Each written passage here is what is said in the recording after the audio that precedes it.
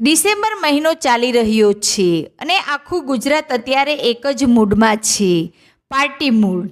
નવા વર્ષનું સ્વાગત કરવા માટે ગુજરાતના લોકોની પહેલી પસંદ એટલે આપણું મિની ગોવા કહેવાતું દીવ. પણ મિત્રો, જેટલી મજા છે એટલું જ જોખમ પણ છે. જો તમે 31 ડિસેમ્બર માટે દીવનું પ્લાનિંગ કરી રહ્યા છો તો આ વિડીયો અંત સુધી જોજો, કારણ કે તમારી એક ભૂલ આખા વેકેશનની મજા બગાડી શકે છે. વિડીયો શરૂ કરીએ તે પહેલાં એક લાઈક કરી દો અને ચેનલને સબસ્ક્રાઈબ કરવાનું ભૂલતા નહીં.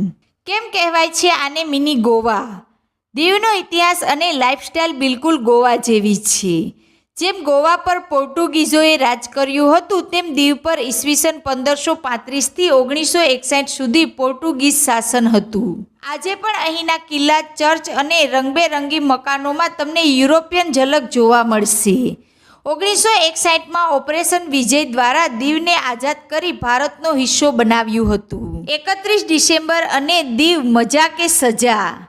મિત્રો, 31મી ડિસેમ્બરે દીવમાં પગ મૂકવાની જગ્યા નથી હોતી. ચેકપોસ્ટ પર કલાકો સુધી લાઈનો લાગે છે.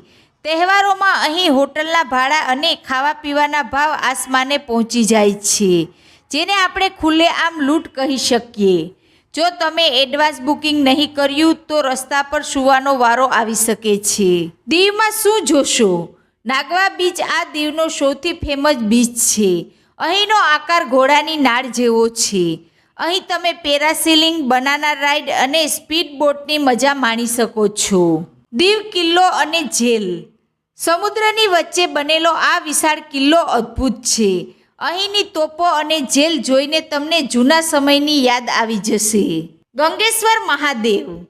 સમુદ્રના કિનારે આવેલા આ 5 શિવલિંગોનો અભિષેક ખુદ સમુદ્રની લહેરો કરે છે. કહેવાય છે કે આ લિંગની સ્થાપના પાંડવોએ કરી હતી. ચક્રતીર્થ બીજ.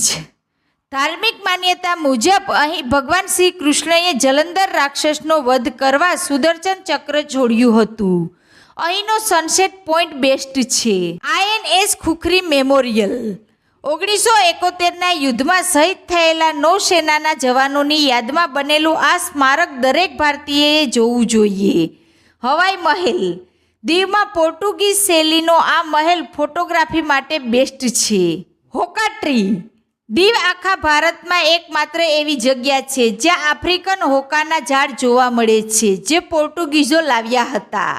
સીસેલ મ્યુઝિયમ. જો તમને દરિયાઈ છીપલા જોવાનો શોખ હોય તો આ એશિયાનું સૌથી મોટું મ્યુઝિયમ છે. સાવધાન, આટલી ભૂલો ના કરતા. જો તમે 31મીએ દીવમાં હોવ તો આ નિયમો ખાસ નોંધી લેજો. Drink and drive. દીવમાં આલ્કોહોલ ભલે સસ્તો હોય, પણ પીધા પછી ગાડી ચલાવી તો જેલની હવા ખાવી પડશે. પોલીસ ઠેર ઠેર બ્રેક એનાલાઇઝર લઈને ઊભી હોય છે. ડોક્યુમેન્ટ્સ, ડ્રાઇવિંગ લાયસન્સ, હેલ્મેટ અને ગાડીના કાગળો સાથે રાખવા. દારૂની હેરાફેરી. દીવમાંથી દારૂની એક બોટલ પણ ગુજરાતની બોર્ડર પાર કરવાની કોશિશ ના કરતા. પકડાઈ જશો તો આખું વર્ષ કોર્ટના ધક્કા ખાવા પડશે. તો મિત્રો, શું તમે આ નવું વર્ષ દીવમાં સેલિબ્રેટ કરવાના છો? દીવના કયા બીચ પર તમને સૌથી વધુ મજા આવે છે? નીચે કોમેન્ટમાં જરૂર જણાવજો. આ વિડીયો તમારા એવા મિત્રોને શેર કરો જે અત્યારે દીવ જવાની પ્લાનિંગ કરી રહ્યા છે. નવા વર્ષની એડવાન્સમાં શુભેચ્છાઓ. આવજો.